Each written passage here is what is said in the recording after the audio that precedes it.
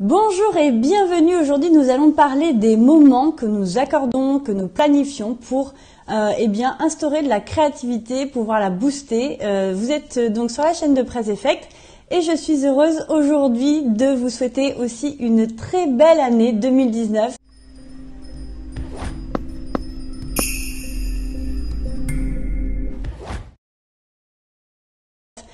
C'est pourquoi ce live, en fait, je voulais le tourner un peu plus vers l'avenir et puis sur ce que j'ai vécu en 2018 et vous partager une de mes astuces pour pouvoir m'organiser et faire en sorte d'avoir des temps de créativité. Alors, pour ceux qui ne me connaissent pas encore, je suis Isabelle Brabant et je suis metteur en scène d'idées.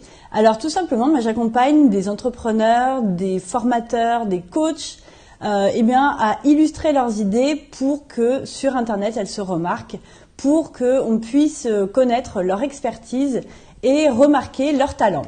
Voilà, ça c'est ce que je fais tous les jours et pour cela j'ai aussi des personnes à entrevoir leur business, à mieux s'organiser, à faire en sorte d'avoir du temps pour réfléchir à la créativité.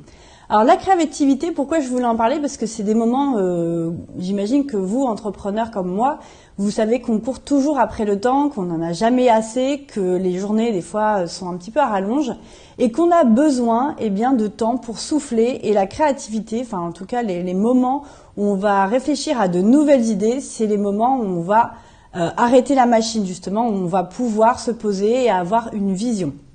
Alors pour ça, j'ai deux choses que je voulais vous montrer. Tout d'abord, le magazine Respire, que je vous conseille, qui est un magazine sur le bien-être, la pleine conscience, la créativité et l'évasion. Il y a vraiment de super articles et notamment un sur comment booster sa créativité. Donc ça, c'est un magazine que je vous recommande vivement. Il y a un numéro tous les 2 mois, donc 6 numéros par an. Et c'est un magazine vraiment que je vous conseille pour bien prendre du temps, pour mieux s'organiser, pour avoir du recul sur ce qu'on fait, etc. Donc vraiment, ce magazine, je vous le conseille.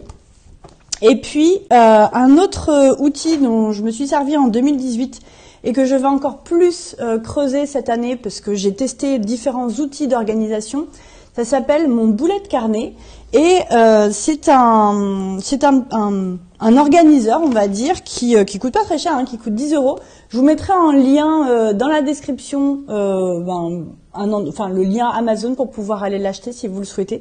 Je trouve que ce bullet carnet, déjà il est pas cher et puis surtout il est très très bien fait parce qu'en fait ça nous permet, alors je sais pas si vous voyez bien, mais ça nous permet de nous organiser en fait au mois, à l'année, à la semaine, au jour le jour, avoir, vous voyez là, des to-do list sur la semaine, où vous pouvez mettre vos priorités. Là, c'est des endroits où vous pouvez tout simplement mettre les choses qui vous passent par la tête. Là, ça nous permet de mettre les tops, les flops.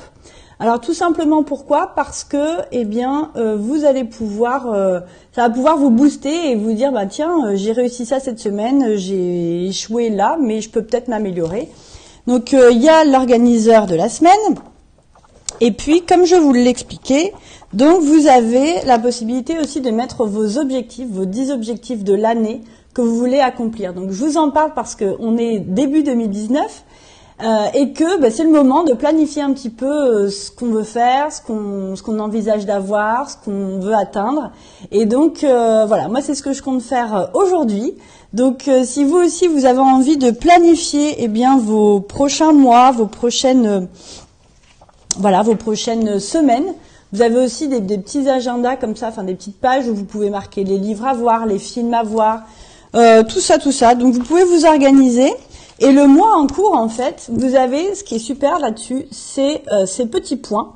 Alors ça, c'est des objectifs que vous marquez. Par exemple, je sais pas, si vous avez envie de faire, de vous gainer, par exemple, de faire un peu plus de sport. Moi, par exemple, je marque gainage ici. Et à chaque fois que vous faites un jour de gainage, que vous remplissez votre objectif, vous noircissez ces petits points. Et ce qui fait qu'à la fin du mois, c'est une récompense aussi de voir, de se dire, tiens, j'ai rempli tous mes petits points, je suis fière de moi et du coup ça encourage à atteindre les objectifs. Ici pareil, vous avez donc sur le mois, par exemple si vous avez des webinaires en partenariat avec des personnes, si vous avez je sais pas moi, des lives à faire avec d'autres personnes, bah, ça permet de ne pas les oublier et de les marquer là sur votre agenda. Ça peut aussi ici être un agenda dont vous vous servez pour marquer les sujets, par exemple, que vous allez aborder sur votre blog ou les sujets que vous allez aborder dans vos publicités, dans vos publications sur les réseaux sociaux. Donc ça c'est un bon planning. L'objectif ici sur ce planning, c'est de ne pas mettre au jour le jour tout ce qu'on va faire, mais plutôt d'avoir un planning eh bien au mois où en fait vous allez vous dire bon bah je vais faire telle et telle chose et je vais le planifier pour ne pas l'oublier. Il y a aussi une page voyage, voilà les voyages que vous voulez faire, etc., etc. Donc ça vous permet tout au long de l'année, eh bien de savoir où vous en êtes, de voir le temps que vous avez passé sur les actions et voir son évolution petit à petit.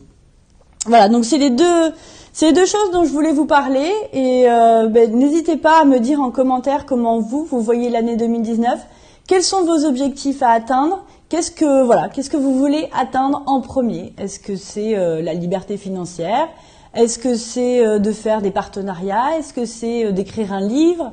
Voilà, il y a plein de choses qu'on veut faire dans la vie. Donc c'est le moment, c'est une nouvelle année, donc on peut tout entreprendre. On peut tout planifier. Il suffit juste de bien s'organiser. Donc sur ces mots-là, mais je vous souhaite à tous une très belle année. Josette, merci pour ton commentaire et merci d'être là. Eh bien écoutez, à la semaine prochaine pour de nouvelles aventures où nous parlerons de votre communication. Allez, à très bientôt. Salut.